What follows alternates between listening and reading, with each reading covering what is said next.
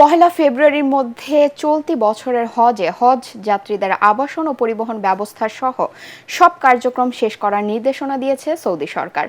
সামনে পবিত্র রমজান মাস, বহির্বিশ্ব থেকে আগত ওমরা পালনকারীদের নিয়ে ব্যস্ত সময় পার করবে মক্কা মদিনার প্রশাসন।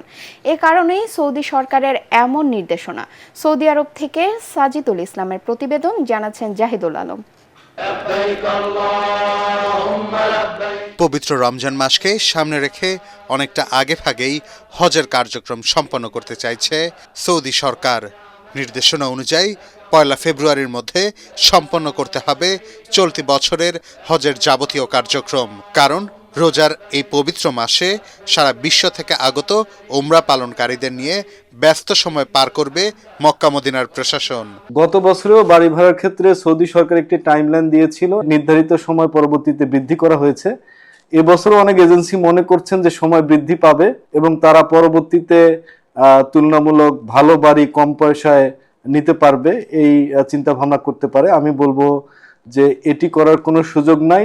সরকারি ব্যবস্থাপনায় মক্কা মদিনায় হজ যাত্রীদের বাড়ি ভাড়া, ট্রান্সপোর্ট ব্যবস্থাপনা সম্পন্ন হলেও বেশিরভাগ বেসরকারি এজেন্সিগুলো এখনো সম্পন্ন করতে পারেনি হজ যাত্রীদের বাড়ি ভাড়া। প্রায় 50% এজেন্সি এখনো বাংলাদেশ থেকে আসে নাই।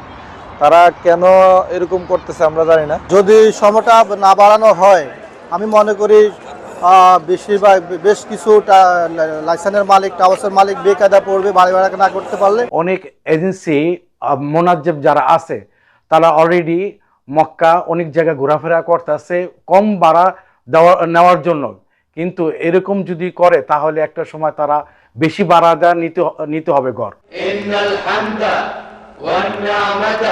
এদিকে গত বছর পাকিস্তানি হজ যাত্রীদের বাড়ি ভাড়া নির্ধারিত সময়ে করতে না পারায় কয়েক হাজার পাকিস্তানি হজ করতে পারেননি। বাংলাদেশের ক্ষেত্রে এমনটা যেন না হয় তা নিশ্চিতে দ্রুত পদক্ষেপ নেয়ার দাবি বাংলাদেশি হজ যাত্রীদের।